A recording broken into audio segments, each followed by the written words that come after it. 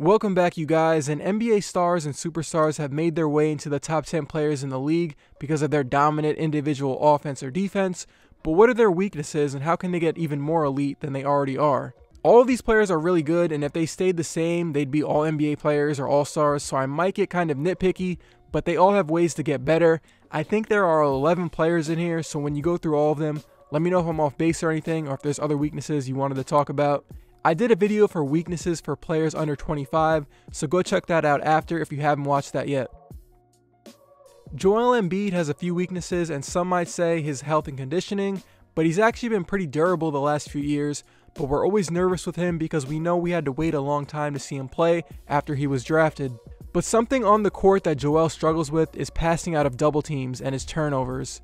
Joel's a pretty devastating low post player, so you have to set another defender before he gets going.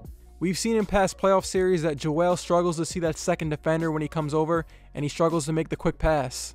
This might be just me, but sometimes I can sense Joel is getting frustrated when his teammates are missing wide open threes, and he'll not trust his guys to make the shot, which is why he'll shoot a jumper. Embiid is great and his post-ups are a really efficient play, but it's just harder for centers to create mismatches like perimeter players can in today's NBA. Kawhi Leonard went from an 8-point per game scorer in his rookie year to somebody who won the NBA Finals MVP twice. He took one of the more dramatic player improvements in my lifetime watching the NBA, so what is Kawhi's biggest weakness? I would say his playmaking with the ball. He's a good passer and has his moments, but Kawhi is not the type of player who's going to settle down the offense after the other team scored 3 straight buckets and go, let me set up this play for a teammate to get us going. And that's fine because the Clippers had a really good offense last year and probably will have one again this year. Not everyone has to be an elite level playmaker, but within the context of this Clippers team in the postseason, it's not going to be a strength for him. Everyone has mentioned it, and I do agree a bit. This team does need a point guard when they actually play a good defensive team in the playoffs. But it might not matter too much because the Nick Batum signing so far has been pretty good for the ball movement, and Serge Ibaka spacing the floor allows Kawhi to get going to the rim. The Clippers offense looks a lot better with Ty Lue, but the quick instinct playmaking is something I'd like to see Kawhi get better at. Giannis Antetokounmpo is another guy who made a dramatic player improvement in his career. He already has 2 MVPs at 26 years old, but he's not a perfect player and still has things to clean up if he wants to make his first NBA Finals appearance. His biggest weakness is outside shooting and other unpredictable ways to score in the half court in tight playoff games. It's very similar to LeBron in the past because of the ways teams guarded him. Obviously, LeBron had a more serviceable outside shot, but it's the same principles on defense. Keep them from getting momentum going to the rim. Giannis's free throw shooting also is not reliable as well. This is a big problem in the playoffs when those games slow down and go into the half court and they take away the rim. Giannis's scoring becomes somewhat predictable and you can force him into an outside shot or a turnover and take away other stuff from the Bucks offense. That's why they had to go out and get Jrue Holiday to help out in the playoff half-court scoring, because Giannis right now is not reliable enough yet to break down defenses on his own. Damian Lillard is next, and where would you guys have him on player rankings? I always go back and forth with Dame because sometimes he looks like a legitimate top 8 player in the league. It's hard for me to pick one thing Dame needs to fix, but he has 3 weaknesses and I want to just go over them, to be honest. Number 1, he's not really that great of a defender. He's small and you can attack him. Number 2, he's not really a feared guy who moves off the ball. It's not like John Wall bad or anything, but once he gets rid of the ball, he doesn't really move or relocate that much. So once you trap him, you don't really have to worry about him. He doesn't do the Steph Curry thing. And number 3, I don't even know what to call this because he does it well in the regular season, but it's something I want to discuss about Dame since we're here. He has had issues getting by defenders in the playoffs. I don't know if it's just good defense or he's gassed, but there will be times where he won't be able to drive by people with his speed. He has pretty good handle, but it's not Kyrie level or anything. He's a downhill player who uses his first step. If you take that away, you can rattle him a bit. If I had to pick one, it's probably his off-ball movement. Dame needs to find other creative ways to score so he's less predictable in the playoffs. He is what he is on defense. Rudy Gobert is pretty much perfect for this type of video. He's an elite player that can carry your defense all year, a really good play finisher, and I've seen all the stats. He's a really good screen setter, but paying him $40 million a year is a lot for someone you can't give the ball to in close playoff games. Gobert's biggest strength is also his biggest weakness. You can exploit him on defense with a 5-out lineup with shooters and perimeter players that can dribble. The problem is that Utah's defense is revolved completely around him, so it's not like they can take him out of the game. If you take Gobert away from the rim with a 5-out lineup, he's not going to be blocking shots or altering shots. He has gotten better defending on the perimeter, but it's not even close to his strength. If you spread the floor, Utah and Gobert's strength on defense is not as effective. Anthony Davis was the best player in the 2020 NBA Finals through the first 2 games and made it worth the trade for the Lakers. He's a championship level player. AD has a few weaknesses, but his biggest one to me is his playmaking and passing out of the post or leading in offense. He's a really good face-up, post-up player, but you can rattle him with double teams like Embiid and force a turnover. It happened a few times in the bubble playoffs. He's not the most natural playmaker as a big man. Most big men aren't like that, but when you have a usage rating as high as he does, you need to have some level of playmaking. And it's not like he can't pass, but AD is a better play finisher than he is a play starter. He's not incapable of doing it, but you can't have him run your offense as a passer like other big men. Bam Adebayo is better at it, Giannis is better at it, and Jokic is better at it. You need to pair AD up with a real playmaker to get the most out of him and lessen those playmaking duties from him. He is a below average 3-point shooter, but he's a reliable free throw shooter, so I can't really pick outside shooting.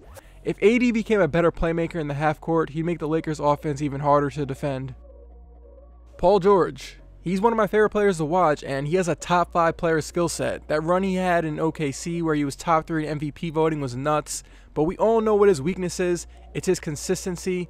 When he's on from the 3-point line and he's coming off screens, he is legitimately unguardable sometimes because you cannot contest his shot at 6'9", but he's not on like that all the time. He drops a lot of duds in the regular season and in the playoffs. He's not a reliable number 1 option. When his jumper gets cold, he can't really reliably go to anything else because his driving ability is not as feared. If you want to get more specific on a weakness, you could focus in on his ability to draw contact and his driving ability. After the leg injury, you didn't see PG drive to the hoop as often, but he's a good outside shooter, so he was able to make it work. You want to see more foul drawing ability from a guy his size. He's always trying to squeeze in a floater, take a short fader, or a Euro step to avoid contact. You can get physical with Paul George. The next player on here is someone that is very hard to get physical with. I thought Jimmy Butler being next would be good since him and Paul George are often compared. The past 3 years I've flip-flopped on who is better because at their peaks, they're both elite NBA wings. The one thing we know PG does better than Jimmy is outside shooting. Jimmy Butler has been a pretty shaky outside shooter for most of his career, and it's gotten worse over the years. The bubble playoffs were a completely different story though. He went 15 of 43 on threes after shooting just 29 of 119 in the regular season. Of players who took at least 250 jump shots last season, he had the worst percentage out of anyone. That's part of what makes Jimmy's play style in the NBA Finals performances against the Lakers kind of crazy, because he's not taking these one-on-one or pick-and-roll pull-up 3-point shots like other guys. He's like a late 90s or early 2000s wing player who plays defense and gets to the free throw line. It's weird because Jimmy had a stretch of play in Chicago where he went to the pull-up jump shot often, and it was more of a staple of his game, but it's not, and that's okay. But if Miami is going to stick with this team past the trade deadline, they're going to need Jimmy to be a more consistent outside shooter. James Harden is next on here, and if you're a team in the second tier of contenders, you should go ahead and make a trade for him. I do believe that you should, but you will have to shape your offense to Harden's way, which isn't a bad thing as he's giving you an elite offense by himself. So what doesn't he do well? Harden will not move off the ball, and from what we know, he hasn't been the most willing to make real effort when the play isn't for him. You rarely see Harden setting off-ball screens, making hard cuts, or setting up for a catch-and-shoot shot. In that ESPN article that dropped like 2 weeks ago, I think, sources said that Chris Paul was frustrated with Harden because he was not a part of the offense if he wasn't initiating with the ball. Harden by himself is a walking top 5 offense. You're going to the playoffs with him. He's one of the best offensive players I've ever seen. I thought he was good enough to be the best player on a title team in 2018, but him not being willing to adapt has hurt the Rockets' offense at times. It's funny because he was a really good player moving without the ball in the past. That's part of what made his rise in OKC cool, because he was playing off of Durant and Westbrook in a way that felt really organic. Kyrie Irving is the second to last guy on here, and he probably has 2 weaknesses that stand out to me: his foul drawing ability and defense. Kyrie doesn't get to the free throw line that often. He usually avoids contact when driving, and I don't really see Kyrie trying any of the ref trickery to get to the foul line. Lillard is someone who has consistently gotten to the free throw line a lot for a point guard. Kyrie is more finesse, and that's okay.